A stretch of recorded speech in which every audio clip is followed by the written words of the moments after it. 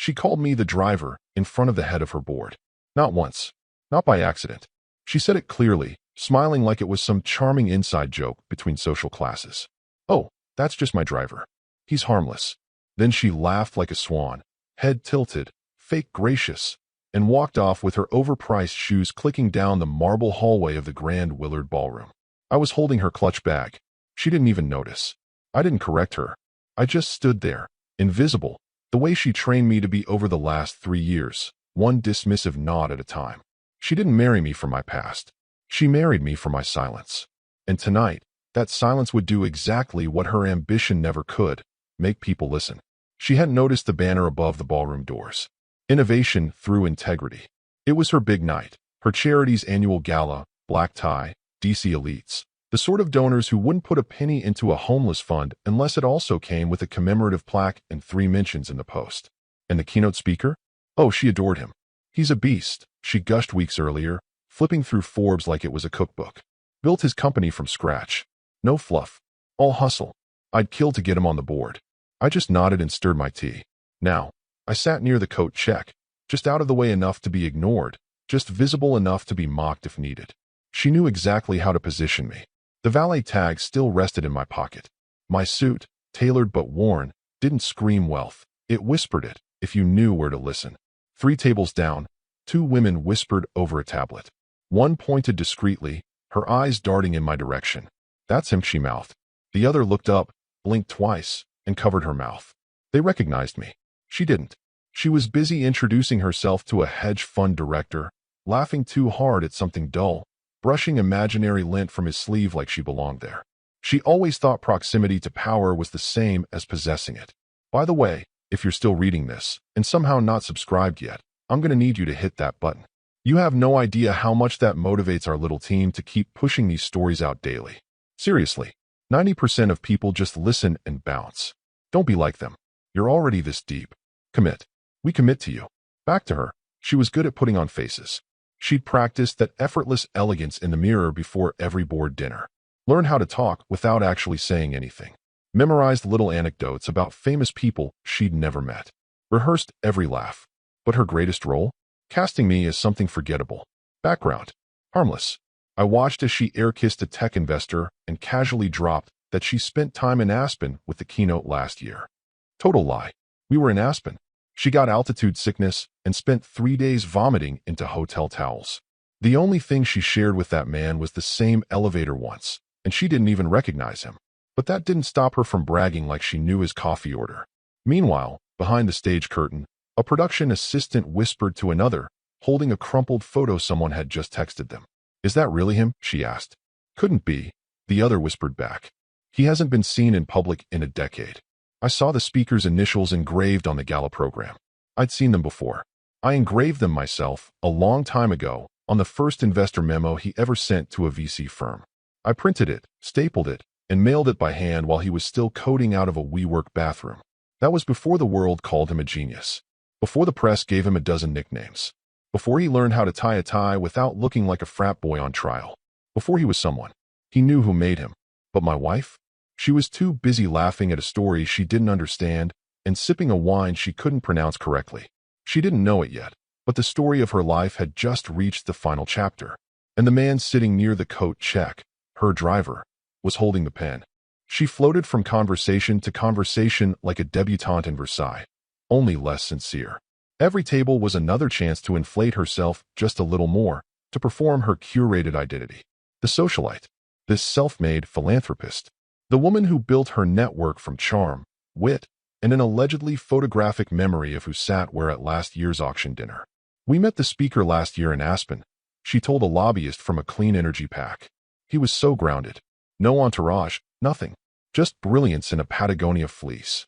That Patagonia fleece was mine, by the way. She borrowed it when her overpriced wool coat couldn't handle the actual cold. But sure, let's call it a bonding moment with a billionaire. I was still by the wall. A different waiter offered me a cocktail napkin and asked if I needed anything. Water's fine, I said. He brought it in a champagne flute, like I was someone. Poor kid probably thought I was one of the silent donors. Maybe a reclusive Scandinavian with a taste for anonymity. She never glanced my way. Not once. Not even a flicker of recognition or a polite smile to keep the illusion going. I didn't expect it. She'd gotten good at airbrushing me out of her life, especially in rooms like this. Rooms filled with people she desperately needed to impress. She touched arms when she laughed, tilted her head like she was deeply moved by banal stories. Repeated back first names in that calculated tone people use when they want to sound emotionally intimate with someone they just met. She didn't notice the ripples, but I did. Behind the AV station, one of the gala coordinators had frozen, phone in hand. She showed a blurry photo to a man wearing a headset. "Where'd you get this?" he asked. "Backstage cam. Look who's sitting near the coat check." He squinted. "Is that who I think it is?" "Impossible," she whispered. "He disappeared after the Kessler buyout. Nobody's seen him since." They stared at the photo like it was a ghost. Meanwhile, my wife grinned at a board member and said, "Oh, and if you need help getting in touch with Lyle, I can probably drop a note. You know, from Aspen. Lyle, the keynote speaker. The man whose name was on every program, every screen, every whisper in the ballroom. The man whose entire company was standing on the shoulders of a stranger near the coat check." There's a strange satisfaction in watching someone lie with confidence about a memory they never had. It's like watching a blindfolded dancer waltz across a stage they don't know is crumbling underneath them. She leaned into another conversation, casually name-dropping a senator who hadn't attended, saying she'd personally nudged him to stay home this year. Conflict of optics. I nearly laughed. The senator's office had sent regrets weeks ago. She didn't even make the cut for his assistant's assistant to reply to. But it didn't matter. These people wanted to believe. They wanted their proximity to her to mean something. The way she wanted her proximity to them to mean everything. What none of them realized, yet, was that the real center of gravity in that ballroom wasn't spinning around her. It was sitting quietly, sipping water. I heard my name again. Faintly. Not from her. She'd never say it here. From someone else, backstage. "I thought he was dead," a voice said. "He's not," someone replied. "He just stopped playing." That was the thing. I hadn't died. I'd withdrawn. Deliberately. After Kessler, after the restructuring, after the headlines. I let the world forget me because it served me. No interviews. No comment. No press photos. I was a ghost with impeccable timing. And now, in this room full of desperate climbers and hollow titles, the myth they thought had vanished was quietly orbiting the very woman who'd spent 3 years trying to become someone by erasing who I used to be. She had no idea the myth was about to speak, or that it remembered everything. 10 years ago, I met him in a stairwell that reeked of burned coffee and failing dreams.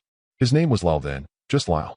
No title, no fanfare, just a sharp-tongued MIT dropout with $27 in his checking account and a whiteboard full of arrogant ideas. He'd just been laid off from Logie Mend, a firm that collapsed under its own bloat and incompetence. The last thing he said to his manager was, "You'll regret this when I own your suppliers." I liked his fire. I hated his pitch deck. But I stayed. Listened. Asked questions he couldn't answer, just to see if he'd get flustered. He didn't. He admitted what he didn't know, and then 3 days later emailed me answers. With citations. So I funded him. Not with a public check or some PR-riddled angel fund. Quietly. From an account that didn't trace back to my name. I didn't need another feather in my cap. I had too many already. What I wanted was simple. Build something that mattered, through someone who still had the energy to swing at giants. I shaped the company from shadows. Picked his first compliance officer. Rewrote his cap table to avoid cannibal investors. Got his patent filings through the maze of red tape by calling in favors from law firms I hadn't spoken to in years. In return, I asked for one thing. My name stays out. He agreed. Reluctantly, at first. Then, after the first $1 million quarter, gratefully. When the company went public, he wrote a thank you letter. Never sent it. Instead, he had it framed in his office. I know because I've seen it. Quietly. I've been to that office. We've shared coffee since. But we kept our meetings private. Always off book. He never forgot. And I never reminded him. Tonight, he was the keynote speaker, the man everyone called visionary, the poster child of bootstrap innovation. And I was background noise in his narrative. Not even a footnote. By design. But there's always a moment in every illusion where the curtain starts to flicker. And when it does, those closest to the spotlight get burned first. While he reviewed his notes backstage, I sat in the shadows of the ballroom, the chandeliers above me catching only the edges of my frame. No one looked twice. She, on the other hand, was making a spectacle of herself. Her phone was practically glued to her hand, snapping selfies with minor tech influencers, clinking glasses with fintech donors, tagging every foundation with keywords designed to be retweeted by PR bots. Her dress, a $1,000 statement piece, reflected flashbulbs as she leaned into every group shot, like she belonged at the center of it all, smiling with her mouth, not her eyes. She hadn't always been like this. When we first met, she hated these kinds of rooms. Too loud, too fake, too exhausting, she said. That was before her first taste of validation from the right circles. Before she realized admiration could be manufactured with the right dress, the right wine, the right curated sob story about a childhood that wasn't half as traumatic as she made it sound. Now, she was fluent in the language of elite insecurity. She knew how to perform poverty for the rich and success for the desperate. She played both roles like a seasoned actress. What she never realized is that she was the only one in the room who didn't know the script had already changed. Because the man she adored from afar, the man she claimed she'd met in Aspen, the man she told everyone she had a professional rapport with, wasn't just a star in her fantasy. He was someone I had made. He owed me more than his first round of funding. He owed me his survival.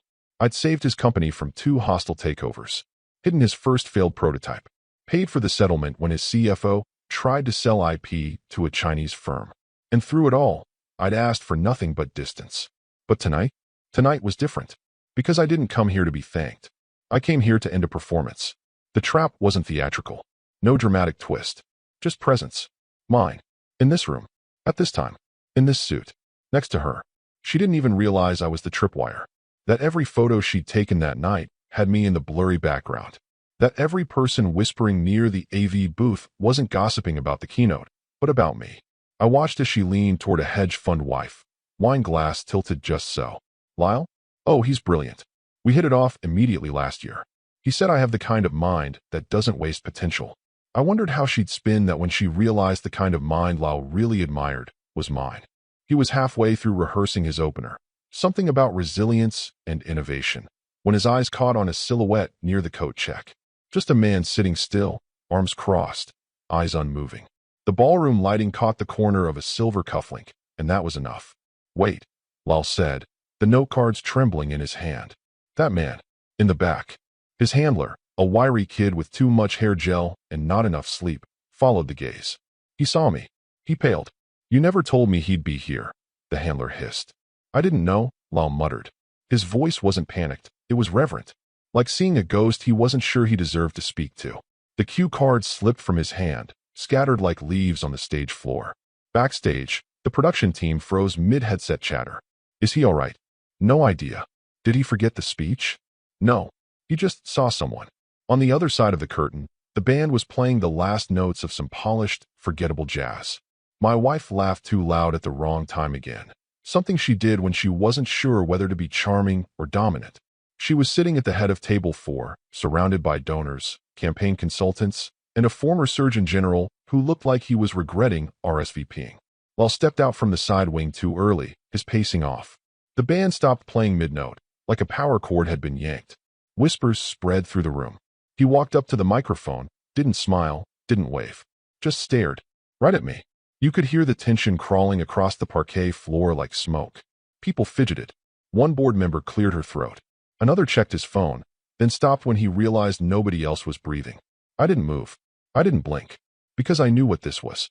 For years, Lyle had carried my presence like a secret, like a carved stone in his coat pocket. Never shown, but always there when it mattered. But secrets get heavier the higher you climb.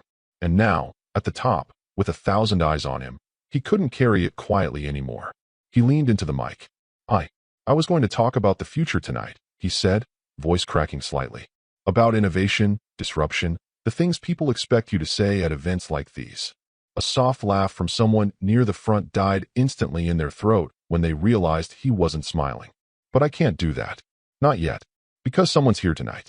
Someone I never thought I'd see again. The room shifted like a wave, everyone turning, necks craning toward the back. I stayed seated. Met his eyes. Didn't offer a nod. Not yet. I owe him more than I can explain. More than I could ever say in one speech. He changed my life. Built the foundation under my name. Made sure the world saw me. And not the fire that nearly burned everything down before it started.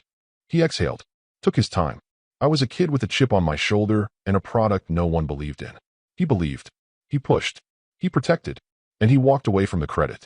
For a decade, I've been called visionary, genius, revolutionary. He looked directly at me now. I'm not. He swallowed. He is. Every head turned to follow his gaze. And there she was, my wife, frozen in place, hand still holding her wine glass midair like a broken statue. The smile she'd worn all evening melted into something slack-jawed and brittle. Her skin went pale in patches, color retreating from her cheeks like a tide pulling back. You could see the math happening behind her eyes. Driver. Clutch bag. Coat check. Water glass. That man. No. But yes. Whispers started like cracks in glass. Who is he? What's going on? Is that her husband? Didn't she say he was retired? I thought she said he just did consulting for nonprofits. She was shrinking in real time. All that posture. That posing. The illusion was shattering faster than she could rearrange it. Lal took one last breath. I'm rewriting my speech. Right now. Because anything else would be a lie. Silence. She finally blinked. And I stood up. One motion. No fanfare. Just rising to my full height. Slowly. Like a man returning from a decade-long nap. I met Lal's eyes. He nodded once. Deep and sharp. A gesture of debt. Of reverence. I didn't smile. Didn't need to. Because this wasn't triumph. This was exposure. And she'd spent 3 years building her name on the assumption that I would never speak. Never be seen. Never return to a room like this. But I didn't need to say a word. He already had. Lal gripped the podium like it might steady his voice. His gaze hadn't broken since the moment I stood up. The room had frozen around us. An ornate ballroom suspended in awkward silence, somewhere between awe and confusion. 1,000 curated faces trying to process a glitch in the social hierarchy. I need to pause before anything else, he said, his voice carrying the weight of something holy. Because there's a man in this room without whom none of this, none of what I've built, would have happened. He glanced back once at the event staff. The stage lights shifted slightly. Cameras zoomed in. This man doesn't do press. He doesn't take credit. You've never seen his name in TechCrunch or Forbes. But I can say this with absolute clarity. He built me. And I mean that in every possible way. Then he did something I hadn't expected. He stepped back from the mic. Just 2 paces. Turned fully. And pointed. Not to the VIP rows. Not to the board seats. To me. I'm sorry, he said again, quieter this time, almost stunned. Is that him? Gasps. Actual gasps. The collective breath of a ballroom pulled tight through pursed lips. And in that instant, every eye in the room turned. To her. She hadn't moved. The wine glass was still midair, fingertips frozen around the stem like a mannequin in mid-toast. Her lips parted slightly, as if a response had started to form, but never got clearance to leave her throat. She wasn't blinking. She was recalculating, rewriting the last 3 years in her head, replaying every moment she'd belittled me in front of friends, every time she had laughed too hard at a "he's just quiet" joke, every donor brunch where she had introduced me as a former consultant who enjoys reading by the lake. But now the narrative had changed. The donors at her table were whispering. Her assistant, who had always mirrored her behavior like a lapdog, was now glancing between us with wide, trembling eyes. Across the room, 2 men from a defense tech fund whispered furiously behind their hands. One of them holding up a phone with an image of me from over a decade ago, cropped from an old team photo, long buried, long forgotten by everyone but the ones who mattered. One woman leaned toward her. You said your husband was retired. She said nothing. I looked right at her. No emotion. Just the same stillness she always mistook for detachment. She had spent years confusing silence with insignificance. Now she was learning what silence really was. Patience. Lal cleared his throat. That man back there. His name won't appear on tonight's program. But I'll say it anyway. Because I owe him that. We all do. His name is Mason Rourke. And just like that, the room exhaled. Mason Rourke. Not driver. Not consultant. Not +1. The name cut through the noise like a scalpel. You could see it in their faces, sudden recognition. The ones who were really powerful in the room weren't shocked. No, they were embarrassed. Embarrassed they hadn't spotted it earlier. Embarrassed they'd made small talk with the wrong people. That they hadn't known he was here. My name wasn't on the guest list because I hadn't needed an invitation. She finally lowered the wine glass. Slowly, carefully, like she was defusing a bomb made of crystal and shame. One of her board donors, a brittle man with a handshake like overcooked asparagus, tilted his head. You married him? No answer. Why didn't you say anything? He asked, confused and a little accusatory. Jesus, you've been talking about Lyle for months. Still nothing. Just the faint sound of ice settling in untouched glasses. Then I moved. Just a little. One small gesture. I stood straighter. Gave Lal a slow nod. Nothing performative. Nothing grand. And it was that moment, the nod, that shattered whatever illusion she'd been clinging to. Because I wasn't hiding anymore. I wasn't following her script. I was the rewrite. Her gaze flickered like a dying light bulb. All those years of carefully manicured reputation, meticulously crafted social leverage, disintegrating in real time because the man she'd trained herself to see as dull and safe had just been unmasked as something far more dangerous. Respected. And worse than that, remembered. The moment Lyle stepped away from the microphone, the room erupted, not with applause, not at first, but with motion. A kind of organized chaos, the kind that only happens when social status is being reassigned in real time. The nobodies knew it. The somebodies felt it. They weren't heading toward him anymore. They were heading toward me. Executives, donors, analysts, even two politicians, one of whom had voted against a tech tax bill that my old firm had practically ghostwritten. Now they wanted to shake my hand like I'd risen from the dead. The chairwoman of the foundation, her foundation, offered me her card with both hands and a smile so tight it was practically an apology. "Mr. Rourke, if we'd known." "You didn't need to," I said. A journalist from the Atlantic quietly approached, notepad already open. "Would you be willing to go on record, just to clarify the nature of—" "No." Another leaned in from Bloomberg. Even background. I looked past her.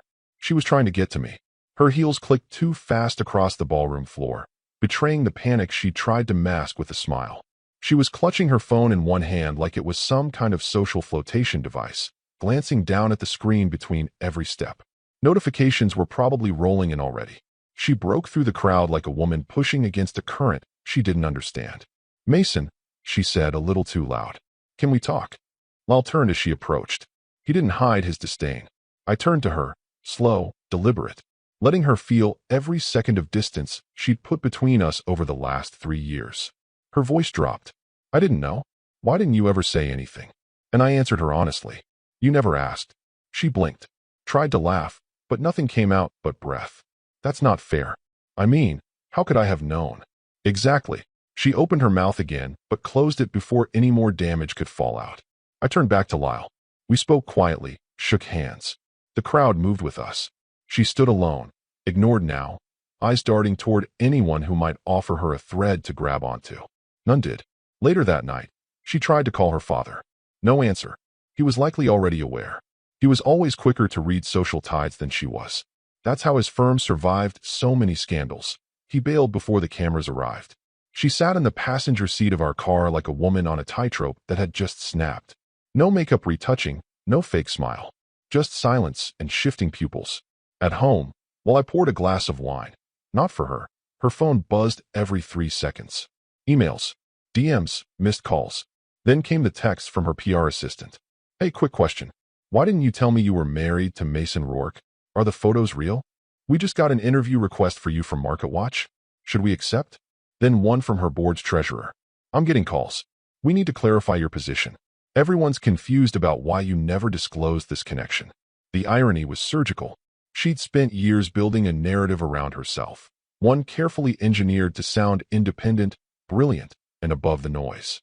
And now, the one man she'd systematically excluded from that story was being credited as the only reason anyone ever listened to her in the first place. And people were listening now, to the wrong person. Her LinkedIn profile was suddenly under scrutiny. People she hadn't spoken to in years were reposting the gala photos, not of her, but of me standing while Al pointed, the caption always something like, "That moment you realize the guy sitting quietly in the back is the real architect." Or, "Mason Rourke." That's it. That's the post. She tried to tweet a damage control statement. Something vague and inspirational. "Behind every great person is a greater community." She deleted it after 4 minutes. Too late. Screenshots already existed. She turned to me as I stood in the kitchen. "I need to explain," she said, softer now. "To them. I need to clarify how you fit into the foundation's narrative." I sipped my wine. "You'll have to come up with a new story then," I said. "Because the one you built? It's no longer yours." And I walked past her. She didn't follow. Dinner was held in a private room tucked behind a restaurant that didn't advertise its entrance. The kind of place where no one asked your name and the waiter already knew not to offer the wine list. Just pour the right one. Lyle arrived before me. He always did. Nervous habit, probably. He'd already unbuttoned his collar and folded his suit jacket over the back of the chair, like he was trying to shed the weight of who he had to be outside that room. For the next hour, he didn't want to be a tech messiah or a keynote or the face of a billion-dollar brand. He just wanted to speak to the man who had once told him, bluntly, "Your code is good, but your gut is better. Trust it more than the data." I sat down. He didn't speak right away. He just slid a folder across the table. Inside, 3 notarized agreements, all dated back to Q4 of last year. Legal documents transferring advisory voting rights in his companies to me. Not honorary shares. Control. Why now? I asked, not opening it yet. Because I was waiting for the moment I could say it in person, he said, staring at his untouched glass. You saved my life, Mason. You did more than build the company. You built me. And I built a lot of this, maybe too much of this, pretending I didn't need to tell anyone that. I didn't respond with sentiment. That wasn't our language. Instead, I opened the folder, skimmed the first page, nodded once, and said, "It's clean." He exhaled. And in that breath, I watched the burden leave him. Not guilt. Guilt had lived in him too long to leave now. But obligation. The kind that doesn't go away until it's honored. While we ate, quietly, like men who didn't need to prove anything to each other, my phone buzzed once. I didn't check it. I already knew who it was. Across town, the ground under her stilettos was collapsing. Her foundation's executive board, rattled from the public fallout and stunned by the speed of the online backlash, had convened an emergency meeting. She wasn't invited. They cited internal review of conduct and narrative discrepancies. Translated, you lied about who you married, and now you're an exposure risk. 2 of the oldest board members, one she had strong-armed into early retirement last year, had returned for the vote. They came not for revenge, but for clarity. They'd once raised concerns about her spending, about the optics of her curated image. Back then, she'd silenced them with whispers of influence and proximity to power. Now, that power had shifted rooms. She tried calling in favors. No one answered. Tried texting allies. Messages read. No replies. The room where decisions were once hers had locked its door. And here I was, eating steak in silence while the most celebrated entrepreneur of the last decade poured me another glass of wine. He asked me one thing. Are you going back into the public eye? I smirked. Why would I? This is more fun. He nodded. Understood immediately. It wasn't about glory. It was about leverage. And leverage doesn't need a spotlight. It just needs weight. I signed the folder after dessert. Handed it back. No fanfare, he asked. Just send the updates to legal. Let the filings speak. As we parted ways, he clapped a hand on my shoulder, firm, grateful. If you ever do decide to come back, I've got 3 board seats waiting. I nodded once, then turned toward the car. Back at the house, she was home. I saw the lights from the driveway. Her silhouette pacing in the upstairs hallway like a bird trapped in a glass cage. I didn't go in right away. I sat in the garage for a while, the engine ticking, the quiet pressing in. My phone buzzed again. I still didn't check it. Inside, a fire was already lit in the study. I hadn't started it. She had. A peace offering, maybe. Or just an old habit, the kind she clung to when her world was slipping through her fingers. I walked past her without a word. Sat down in the leather chair I'd had since before she knew my last name. Opened a book I'd already read 3 times. And let the silence speak for me. She stood in the doorway, phone in hand, waiting for me to look up. I didn't. She waited for the buzz she hoped would save her. I ignored it. The fire crackled. The room stayed still. And for the first time in years, I felt like the walls around me finally understood who they belonged to. She woke up to 4,712 unread notifications. 2 of her assistants had quit, one by email, one by Instagram story. Every headline had my name in it. Her face, frozen mid-expression, graced the front page of Tech Insider, Forbes Online, and, most painfully, Women Who Lead Weekly, the same publication that had once crowned her the next quiet giant of philanthropy. Now, their banner read, "Silent Architect Behind the Curtain. How Mason Rourke's Return Derailed a Carefully Crafted Lie." The article wasn't brutal, it was surgical. No slander. Just facts. Just screenshots. Just clips of her on panels saying things like, "When I met Lyle at Aspen, we immediately connected over shared values," spliced right beside video of Lyle's speech. I never met her before tonight. Even the captions didn't spare her. In every photo from the gala, she was there, frozen mid-sentence, one hand raised like she was explaining something deeply important, while I stood just behind her, half in frame, looking like what I was, the real story. She tried to post a response. A Twitter thread. Leadership is about learning. Last night's events taught me more than I expected. Deleted in 7 minutes. Too late. One sponsor, Riverton Logistics, a shipping giant with legacy ties to my former firm, publicly canceled their pledged $3 million donation to her foundation. We believe in transparency. We regret that our trust was misplaced. Another emailed the foundation directly, CCing every major board member. This isn't about who she's married to. It's about the lengths she went to hide it. The cracks weren't just forming, they were spreading. Fast. Her inner circle, once smug and untouchable, was fracturing. Her CFO submitted a sudden leave of absence. 2 junior directors filed internal memos asking whether her curated narrative violated ethics clauses in the foundation's donor agreements. That phrase, curated narrative, became the polite way to say lie. And then the worst part. The Post ran a weekend feature. Front page of the business section. The man who never asked for credit. How Mason Rourke changed a generation and stayed silent. The photo they used? A crop shot from the gala. While mid-speech, pointing. Me, in the background, standing calmly. And her, caught between the two of us. Mouth half open, like a glitch in the simulation. The woman who once corrected people for mispronouncing strategic philanthropy now looked like she couldn't remember her own name. She tried calling Lyle. He didn't answer. Tried emailing his chief of staff. Got an auto reply. Thank you for your message. Due to overwhelming demand following the gala, we are limiting new correspondence to previously established partners and verified contacts. If you are seeking Mason Rourke, we are unable to facilitate contact at this time. That one burned. She paced the hallway in a hoodie she never wore in public. No makeup. Hair tied back.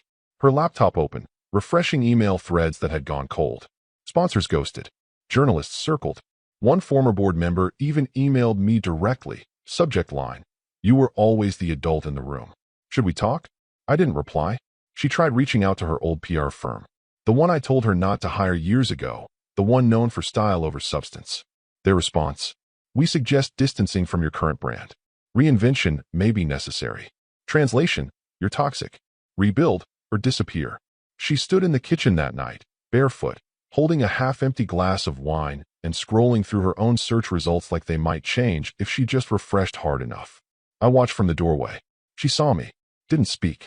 Just stared, somewhere between apology and resentment. She wanted me to fix it. Wanted me to say, let me make some calls. Let me spin this. Wanted me to climb back into the shadows and pull her name back into the light. But I'd done enough. I wasn't going to lift her. She'd spent years pretending I was beneath her. Now the world knew better. And so did she.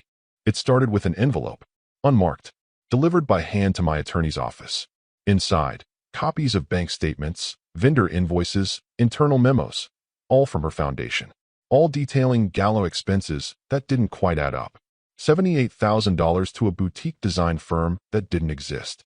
$41,000 in strategic consulting to a shell LLC in her sister's name. $126,000 for transport logistics that went straight to a luxury car rental agency, the same one that delivered her Aston Martin 2 weeks before the gala. At the bottom of the packet, 2 signatures, both former board members. Men she'd pushed out 3 years ago when they started asking too many questions. Back then, she accused them of being obstructionists. Said they didn't understand modern philanthropy. They understood plenty. Enough to stay quiet while she was still on top. But now, with her credibility in pieces, with headlines slicing through her image like glass, they weren't just coming forward. They were ready to bury her. My attorney, Leonard, read the first 10 pages, closed the folder, and simply said, we'll let the IRS do the rest. I didn't ask for this. I didn't call in favors, or whisper to regulators, or plant the evidence. I didn't have to. She did it to herself. The gala had been the peak, her attempt to crown herself in public. To validate every curated lie, every exaggerated connection, every rebranded version of who she wasn't. And in doing so, she left a trail of signatures and siphoned funds wide enough for anyone who knew where to look. The 2 ex-board members handed over everything. Not to tabloids, not to blogs, to federal auditors. The foundation's Form 990s, supposed to disclose all significant expenses, showed numbers that looked clean. But matched against the bank data they'd retained before being ousted, there were gaps. Big ones. Leonard didn't even need to build a case. He just forwarded it. Within a week, A formal review was opened. By the time the IRS reached out for interviews, she'd already gone through 3 crisis managers. The first tried the deny everything approach. The second wanted to pin it on a rogue accountant. The third, an old Harvard law classmate of hers, told her bluntly, "You should have come clean the moment your husband stood up at that gala." He quit the same day. I said nothing. Not to her. Not to the press. Not even when her name started trending next to fraud and foundation mismanagement on Twitter. I went about my day. Met with Lyle's team twice. Signed off on a new advisory structure. Read. Cooked. Walked by the lake. But she unraveled in slow motion. The board suspended her voting privileges. Her email was deactivated. Staff were instructed not to communicate with her without legal oversight. Her foundation, scrubbed her name from its homepage. The founder's message was replaced with a generic placeholder. Her carefully crafted bio gone. And when her assistant called asking if I could speak to someone on her behalf, someone from the oversight committee, I didn't even answer. I let it ring. Later, she cornered me in the hallway, desperate eyes, voice shaking. "They're saying I could be charged." I looked at her. Not angry, not vindictive, just honest. "You signed everything. You built it this way. You thought your image would protect you." She stepped back, like the truth was a slap. "I never meant." "Yes, you did." Her mouth opened, closed. No more words. She tried to walk away with dignity, but it caught on her like a snag in silk. The house that once felt like hers was now unfamiliar terrain. Every room held the echo of decisions she couldn't unmake. The gala had been her coronation. Now it was evidence. And I didn't lift a finger. I just let gravity do its work. 3 weeks later, I stepped onto a rooftop in San Francisco, invited, not dragged, not coerced, to a private founders event hosted by one of Lyle's portfolio companies. This time, there was no coat check to disappear into, no ballroom shadows to retreat beneath. My name was on the list. My name was the list. The moment I entered, the conversation shifted. Not because I demanded it, but because the people who once ignored me had Googled me. They'd seen the gala footage, the interviews I didn't give, the companies I'd quietly shepherded through collapse and rebirth. And most importantly, they'd seen Lyle Point. He introduced me not as a guest, not as a colleague, but as his mentor. The word carried weight in that room. And this time, when the cameras clicked, I didn't move. I stood next to Lyle and 3 other founders I'd advised over the years. A silent circle of men whose fortunes began in shared insomnia, bitter coffee, and whiteboard arguments at 2 a.m. Now they wore suits that fit and owned companies that shaped industries. The photos spread fast. The headline: "The mentor behind the curtain steps forward, Rourke returns, and the industry listens." One photo in particular made the rounds. I'm standing calmly, hands folded, chin lifted, not smug, just present. Behind me, Lala's midlaugh. To the left, the CEO of a healthcare AI firm leans in with visible admiration. And just over my shoulder, blurred by distance and poor cropping, stands a woman in a navy blazer. Alone, unsmiling, forgotten. The comments didn't need context. Is that the woman who lied about being married to him? Funny how close she stands when the cameras show up. Should have asked him who he was before calling him a driver. She didn't attend the event officially. She'd shown up with a minor donor, one of the few left who hadn't jumped ship. She wasn't on the list. Security let her in after a quiet phone call from someone who clearly hadn't read the room. She lingered at the edges all night, speaking to no one important, orbiting the people who no longer acknowledged her.